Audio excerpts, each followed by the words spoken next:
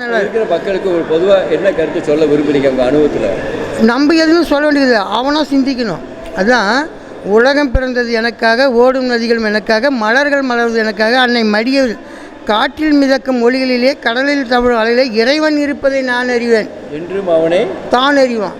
உலகம் பிறந்தது எனக்காக, ஓடும் நதிகளும் எனக்காக, காற்றில் மிதக்கும் ஒலிகளிலே கடலில் தவழும் அலைகளிலே இறைவன் இருப்பதை நான் அறிவேன், என்னை அவனே தான் அறிவான்.